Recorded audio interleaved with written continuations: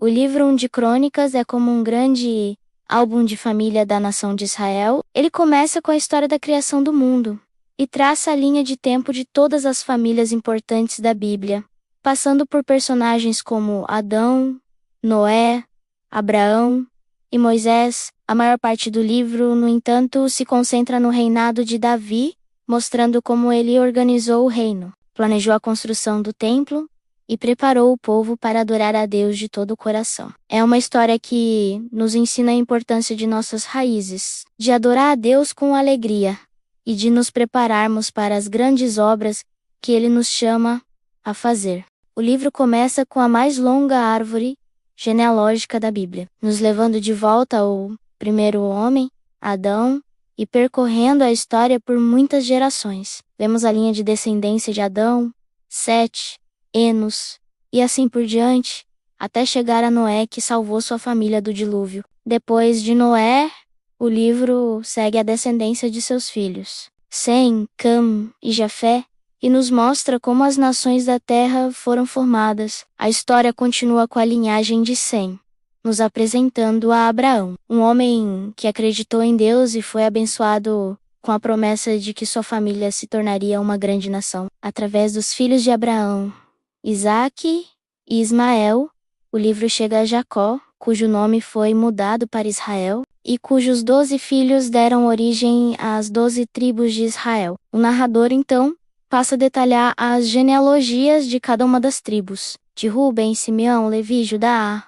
Issacar, Zebulon, Dan, José, Benjamim, Naftali, Gade e Azer, nos mostrando a história de cada uma. Esses capítulos são como um mapa, mostrando de onde o povo de Israel veio e como eles se tornaram a nação que Deus escolheu. A genealogia da tribo de Judá é especialmente importante, pois nos leva diretamente à família de Jessé e, finalmente, ao rei Davi. A história dos reis começa com um evento trágico: a derrota de Saul e seus filhos na batalha contra os filisteus no Monte Gilboa. Saul, ferido e humilhado, tirou sua própria vida, e os filisteus penduraram seu corpo no muro de Bet-Sean. O povo de Jabe-Gileade, em um ato de coragem, resgatou os corpos de Saul e seus filhos e os sepultou. A partir deste ponto, o foco do livro se volta para Davi.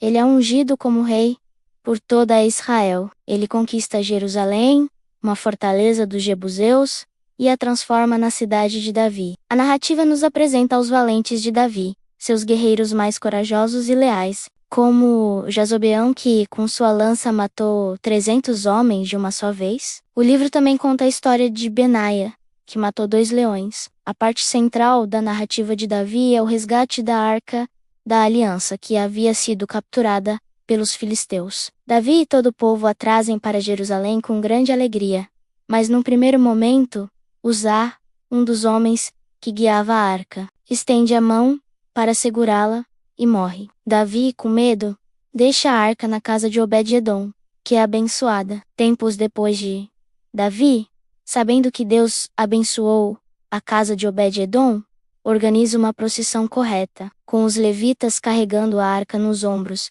para levá-la à tenda que ele havia preparado. Ele e todo o povo celebram com cânticos e instrumentos musicais, e Davi dança com todas as suas forças, o que causa o desprezo de sua esposa Mical, filha de Saul.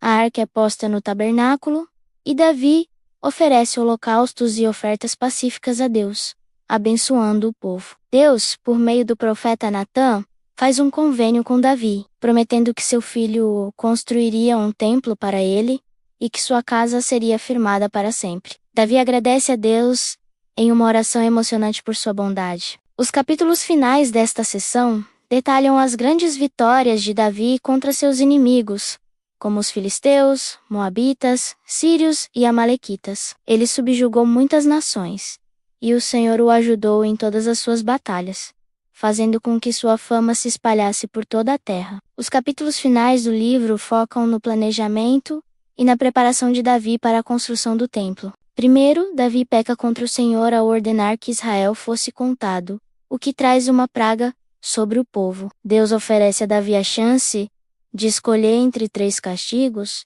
e ele escolhe a praga, porque a misericórdia de Deus seria maior. Após o pecado, Davi constrói um altar e oferece sacrifícios, e a praga cessa. O rei Davi, sabendo que seu tempo de vida estava acabando, dedicou-se a reunir materiais em abundância para que seu filho, Salomão, pudesse construir o templo do Senhor. Ele coletou ouro, prata, bronze, ferro e pedras preciosas, em grande quantidade. Davi também organizou os sacerdotes e levitas em turnos e nomeou Bezalel e Aholiabe para liderarem a obra, pois Deus lhes deu sabedoria e habilidade. Ele instruiu Salomão a ser forte e corajoso e a obedecer aos mandamentos de Deus, pois se ele o fizesse, Deus o ajudaria a prosperar na construção do templo. O livro termina com a morte de Davi em boa velhice, sendo enterrado com honra. Seu filho Salomão é ungido e assume o trono, e o povo de Israel se alegra com a ascensão de seu novo rei. O que aprendemos com essa história? Deus, na história. O livro de Crônicas nos ensina que a história do povo de Deus está ligada a ele, desde o início da criação, e que as gerações são importantes, adoração e louvor. A forma como Davi transporta a arca e a organiza a adoração no tabernáculo nos mostra que a alegria e a celebração são partes essenciais de servir a Deus, o coração para Deus. A principal lição de Davi é que, apesar de seus erros, Deus o considerou um homem segundo o seu coração por causa de sua obediência e arrependimento. Preparação para o futuro? Davi, ao planejar e reunir todos os materiais para o templo, nos ensina a importância de prepararmos o caminho para que as futuras gerações possam servir a Deus. Assim como a história do povo de Israel foi construída com base em seus ancestrais e líderes, a sua vida e a sua fé também estão conectadas a uma história maior. Qual parte da sua história você acha que mais se alinha com a de Davi, a de um coração fiel que busca a Deus ou a de um guerreiro corajoso que enfrenta desafios? Espero que tenham gostado, inscreva-se no canal, clique no joinha e até mais.